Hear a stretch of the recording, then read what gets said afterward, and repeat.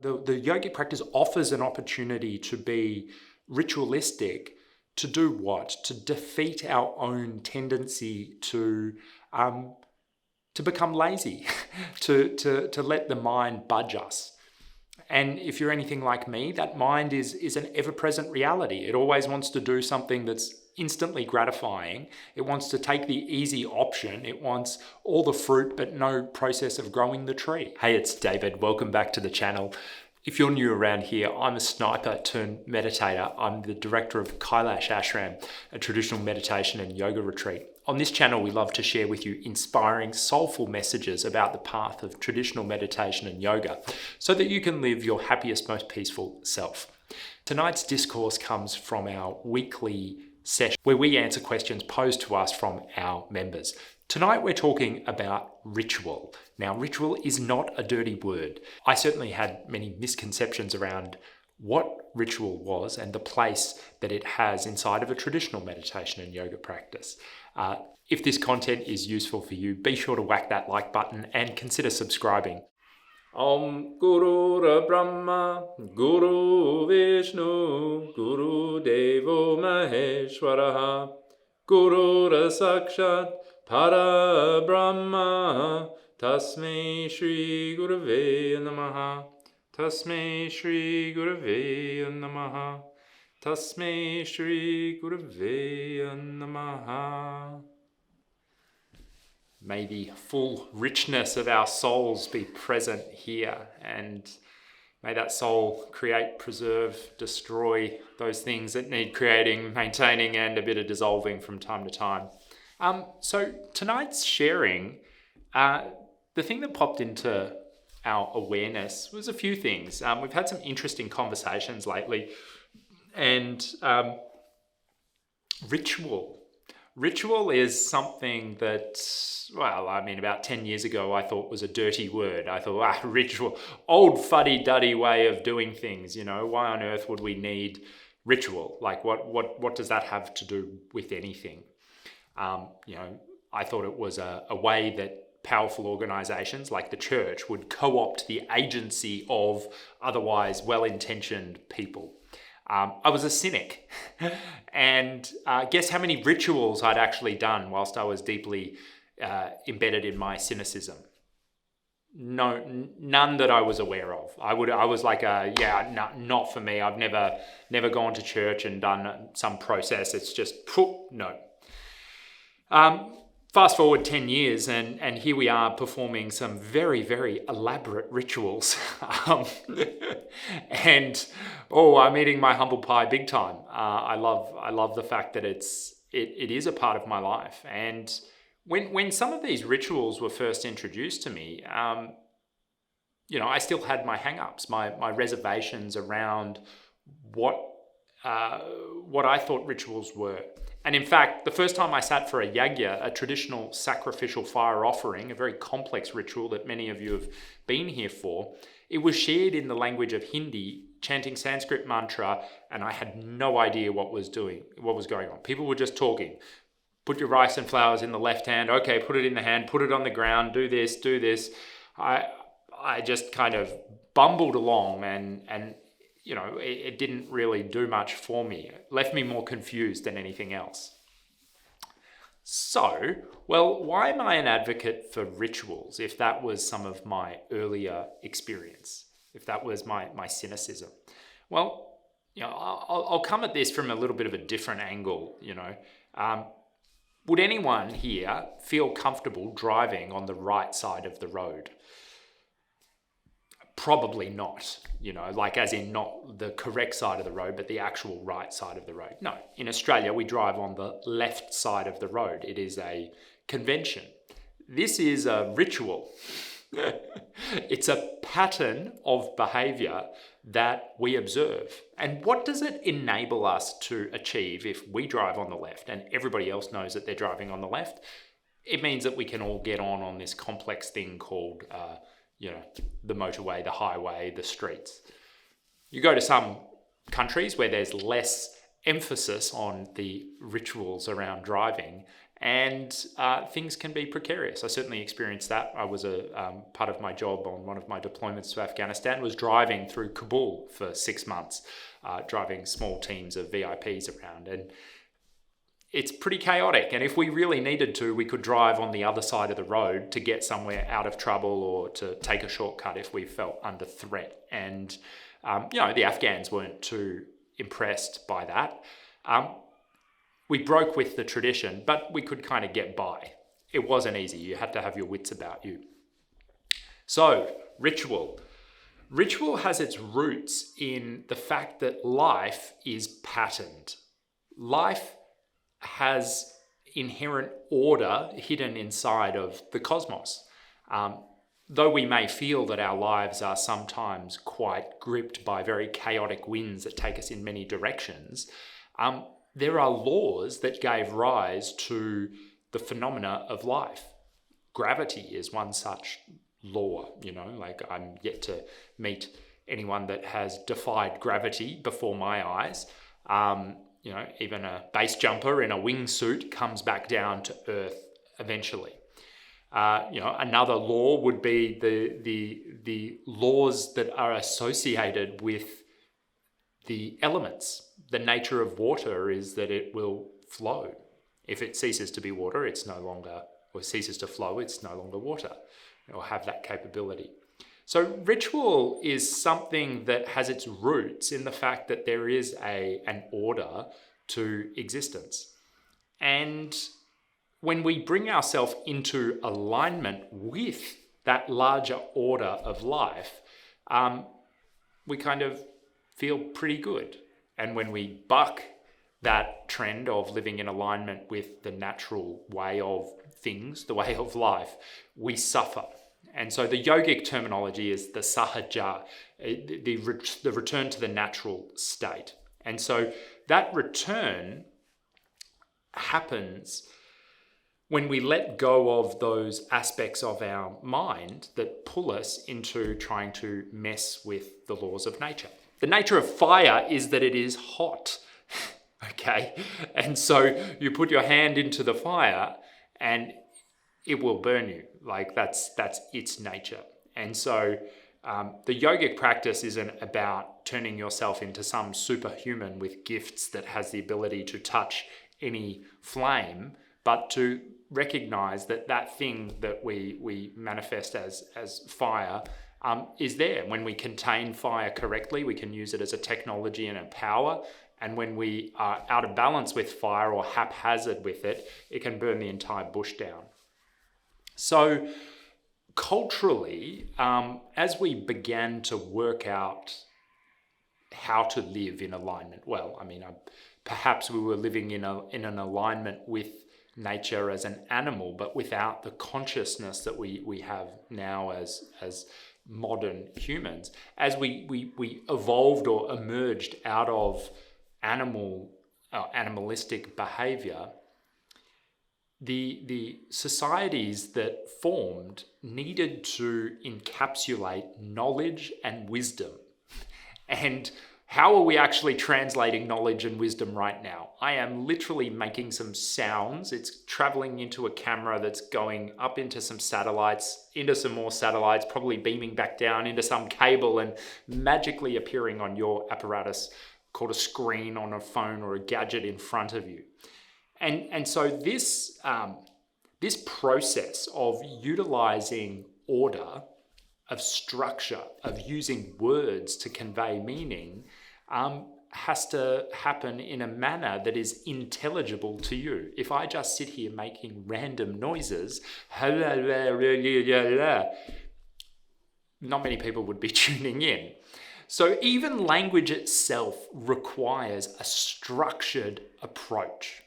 And you look, when you're a baby, and we're blessed to have the little kids in the house, they make the random noises. And then they listen, and then they see that if they utter the right word, then it's mimetic, or it can shape their reality. They're learning to engage in front of our eyes. So we have our origins as a being in a babbling monster of chaos called a kid, and here, well, we speak in an ordered manner. I'm just going to grab a prop. It's not really a prop; it's a murti, but. Someone correct me if I'm wrong, but the demon baby that Shiva is dancing on here, Apsara, is so some of you will have seen the icon of the Nataraj, and Shiva is being depicted as dancing on a baby, and it's like, what the hell? That's a little bit kind of rude, but that's actually a demon, and it's a demon that speaks in gibberish, in unintelligible speech. And so what you have rising above the gibberish, above the chaos, above the static, is a sense of order. An order that enables us to connect, an order that enables us to develop complex relationships, and an order that takes us, if we use it, beyond to something bigger than our own self. What does this have to do with ritual? Well, ritual is an extension of this process of ordering life in order to transcend or move upwards. And so we turn behaviors that were that are favorable or encode wisdom. Ritual is a way that the ancients brought together that knowledge for its ability to be transmitted to other people for the benefit of that knowledge to be able to help and enlighten them. I.e., if I work some of my shit out and it's like, oh wow, gravity, don't mess with gravity, like it'll kill you. If I can translate that message to my kids, maybe they're going to have a better life and not jump off a cliff. And so on and so forth, with every little bit of information that we put forward into our progeny and into the generations that follow us. So the process of ritual is embedded in a very natural way of being. It is not something artificial that is concocted in the mind first. It is something that comes from within. The ritual of walking. Left foot, right foot, left foot, right foot. You don't walk around left foot, left foot, left foot.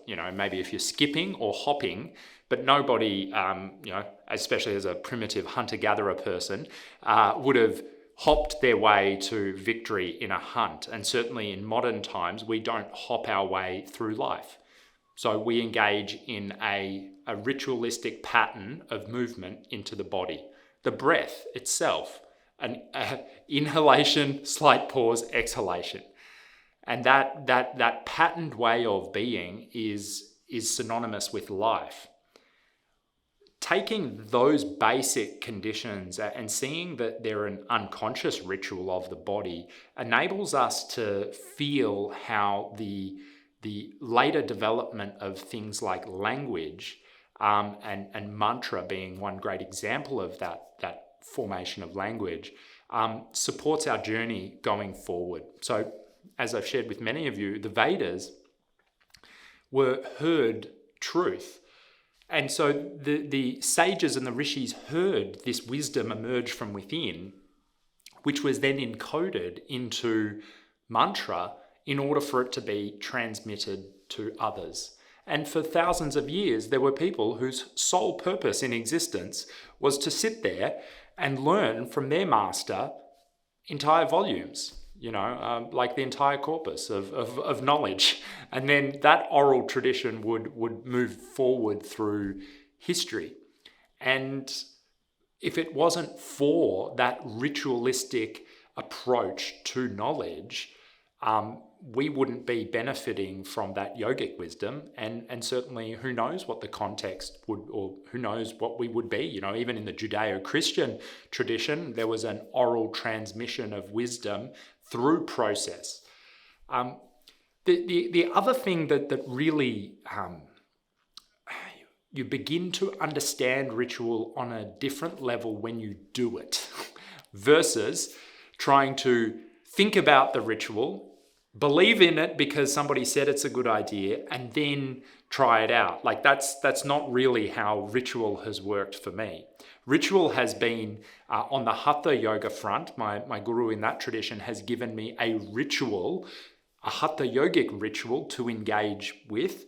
And then in the process of doing the ritual, things get revealed. So too, the process of the yagya. When I first got given the yagya, it wasn't explained to me in any real sense of depth. The emphasis was getting me chanting, getting a little bit of knowledge around the process, a little bit around the meaning. You'll work it out. There's an energy in it. Go forward and do it. And so for the first year that I practiced the yagya, I didn't know much about it, but I liked it and it was starting to move some things. Then with that wholehearted engagement in the ritual, what began to emerge was the wisdom. I could see that there were things that meant something, that these steps that we were taking were not just for the sake of doing them.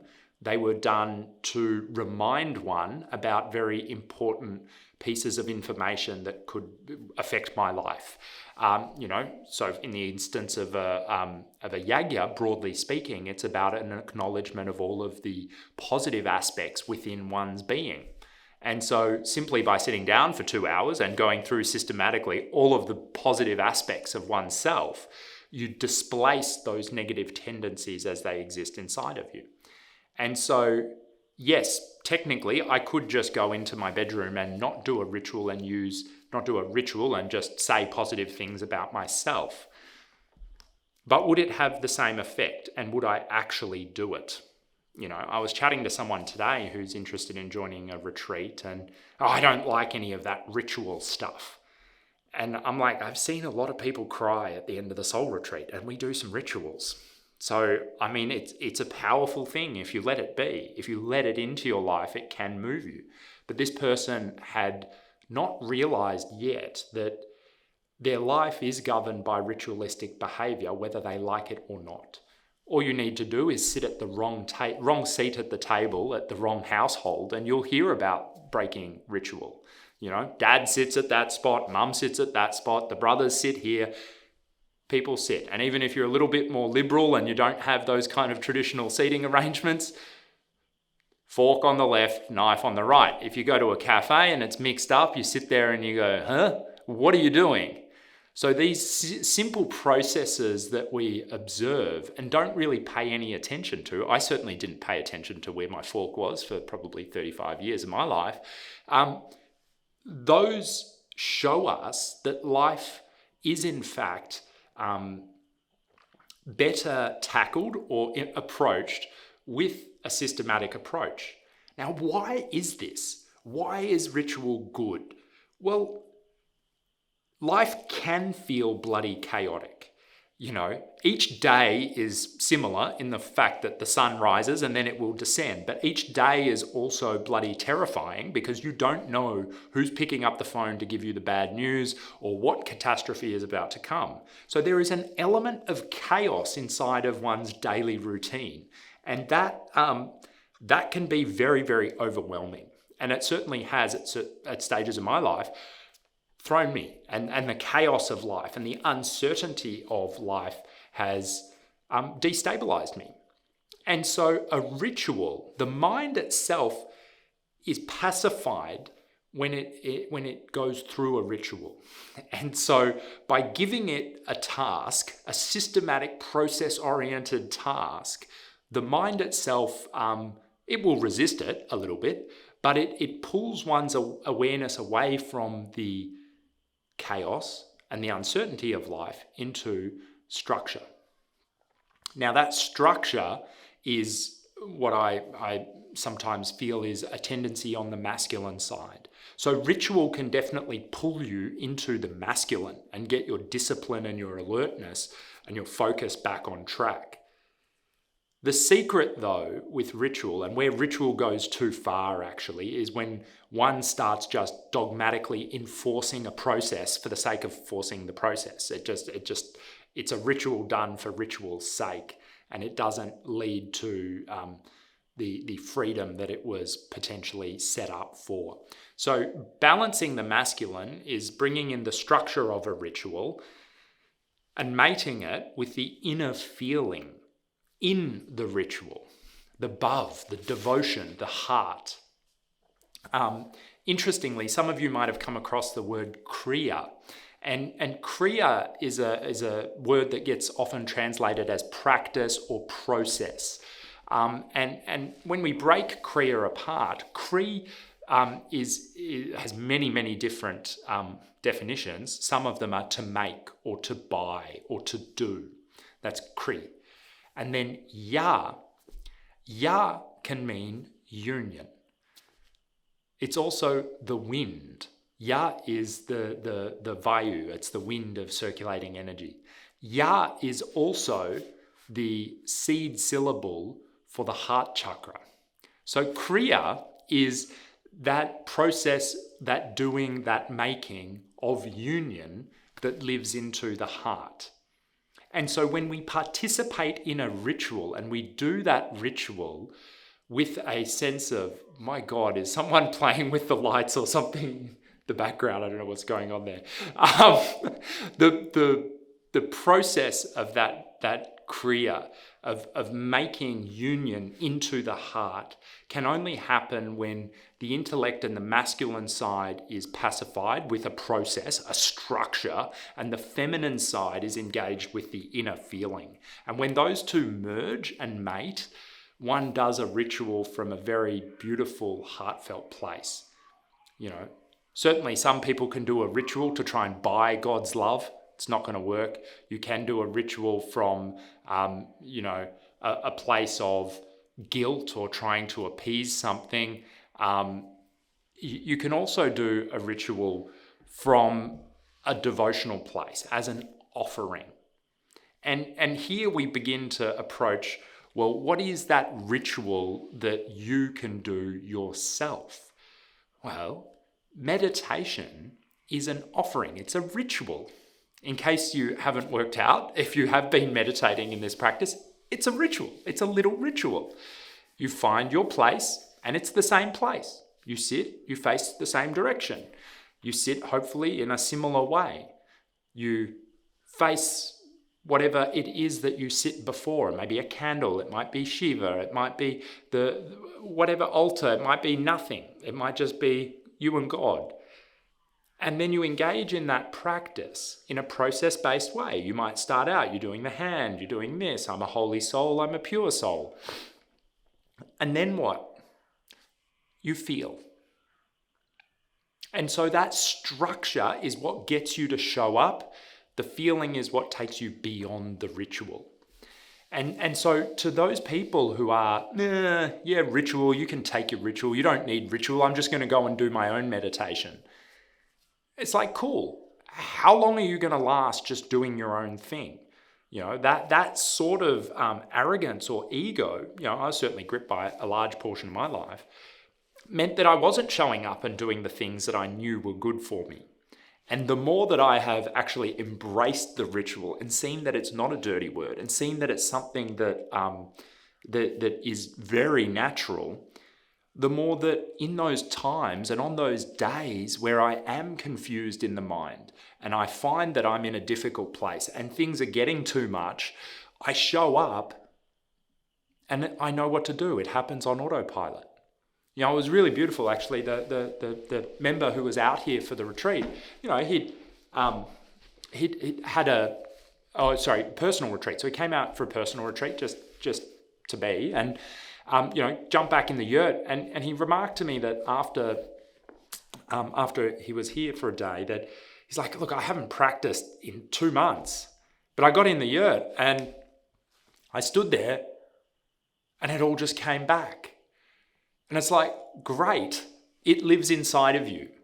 That simple process of the charanas, of the warm-up sequence in the Hatha Yoga is a ritual. And once you've got that ritual, it's not going anywhere. And so technically, could he have warmed his body up in a bunch of different ways in a chaotic sort of ecstatic dance all over the place? Yes. But was he doing that? No. And so that yogic practice requires, or the yogic practice offers an opportunity to be ritualistic. To do what? To defeat our own tendency to become lazy, to let the mind budge us. And if you're anything like me, that mind is an ever-present reality. It always wants to do something that's instantly gratifying. It wants to take the easy option. It wants all the fruit but no process of growing the tree. I mean, there's another process that gardeners know. You can't mess with the process of cultivation of life. Not in a garden. You don't get fruit without tending to that plant in the processed way that the plant needs that. Now, does the plant need you to prune X, Y, and Z branches? No, there's some general principles, but the yearly prune of a fruit tree will stimulate good fruit production. It doesn't tell you which pieces to take, which branches to clip. What part of you does? Well, it's the soul. And so at the start of the process of learning ritual, we need to use the mind. Eventually, where it goes is it goes up to a place of soul. And that place of soul is a deeper sense of intuitive guidance. Many of the modern spiritual types think that they can have this without having at least the structured approach to ritual. They want all of the freedom, and I can just do whatever practice I want, and I'll do a bit of this today and a bit of that tomorrow. And that lack of spiritual discipline means that the winds of life can blow them around quite a lot. And we speak to a lot of people who are in that situation. There's nothing wrong with it. It's not inherently bad. It just means that the rigidity or the structure isn't yet there. And in order to have the structure, or if we can cultivate structure and stability, then when we move into the place of freedom and letting go, it's always an option to go back into the structure if we need it. And so I certainly notice that with my own practice. It's like, can get a little bit loose from time to time and do a bit of this, bit of that. And then I find like, wow, the body is out of whack. Let me just return back to one of these ritual processes that I've been through and hit every single step and then see how I feel. And 9 times out of 10, when I go back and do the ritual as per how it's been given, it elicits a good outcome. Is there going to be variation? Yes. Am I going to chastise myself if I've forgotten a step or the ritual gets done wrong? No, that's the overbearing aspect of the masculine. When we bring in that soft, forgiving tendency of the feminine, then we can do that ritual from a very gentle and loving place. And so I invite you to see this week as your opportunity to not view ritual as a dirty word and to be perhaps even a little bit proud that you engage in something in a systematic manner. Like if it's boring, so what? That's life. Sometimes it gets like that. Who you become in the process of persisting through a little bit of boredom is someone who has far more tolerance and patience and presence ultimately. And those are the virtues that carry, I believe, any individual on planet Earth into a relationship with the transcendent, God or the soul or whatever you believe in. So I'm not sure if you can hear that, but we've got kookaburras who are absolutely pissing themselves outside the front door of the yurt. They've just given me like surround sound kookaburra laughter. So that is telling me that it's at 8:30 on the dot, and we will get comfy for meditation. So, well, I trust that tonight's sharing brought you a little bit of clarity around how ritual is really a part of your life, whether or not you think it is or not. If this content's been useful, please consider subscribing. If you'd like me to speak to any questions whatsoever, whack a comment below and I'll do my best to tackle it in an upcoming session. If you'd like to join in our weekly live session, every Tuesday, there's a link in the description, completely free of charge. There's a link in the description. If you'd love to join me out here on the Soul Retreat, please, again, check the description. There's a bunch of links to get you started learning more about the ashram. Much love, Atmeshwar. See you next week.